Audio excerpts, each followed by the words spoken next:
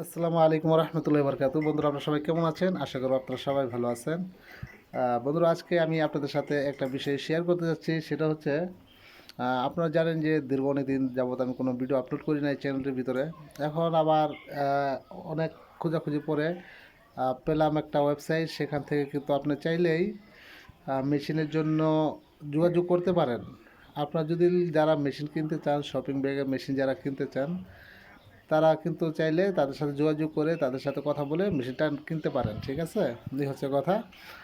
আর হচ্ছে যে অবশ্যই আপনারা ভালোভাবে যাচাই করে নেবেন। আমি অলরেডি যাচাই করেছি সেলারকে। ঠিক আছে, দেখলাম যে উনি অনেক মেশিন বিক্রি করতেছে।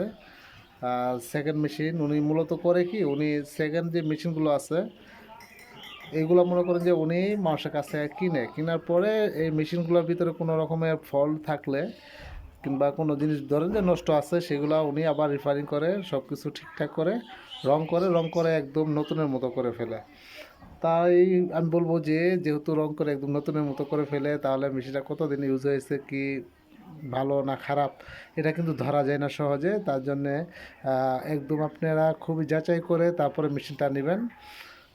অনেক মেশিনে উনি সেল করে থাকে। আপনারা যদি মেশিন কিনতে চান, শপিং ব্যাগে প্রিন্টিং যে মেশিনটা আছে, যদি কিনতে চান, তাহলে অবশ্যই ভিডিও নিচে কমেন্ট করবেন। কমেন্ট করার পরে আমি কিন্তু অবশ্যই আপনাদেরকে পরবর্তী ভিডিও বানিয়ে আমি দেখাবো তাদের যে মেশিনগুলো আছে, মেশিনগুলো দেখাবো। এরপরেও আমি কিছু ছবি আপনাদের সাথে শেয়ার করছি স্ক্রিনের ভিতরে।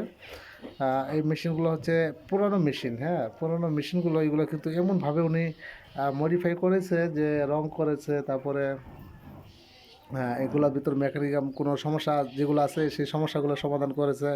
করার পরে উনি মনে করেন যে এই মেশিনগুলো একদম নতুনের মতো করে আবার সেল করতেছে।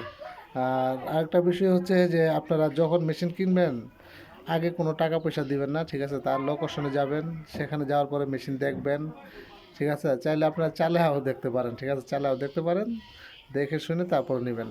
আর সাথে একটা টেকনিশিয়ান নিয়ে গেলে ভালো হয়, কারণ হলো মেশিনের ভিতরে কিছু ইলেকট্রিক্যাল পার্টস আছে, সার্কিট আছে, তারপর মোটর আছে, এগুলো হচ্ছে ইম্পর্টেন্ট। আবার গিয়ার আছে, এগুলো দেখে নিতে হবে কোনো গিয়ারের দাঁত ভাঙা আছে কি না।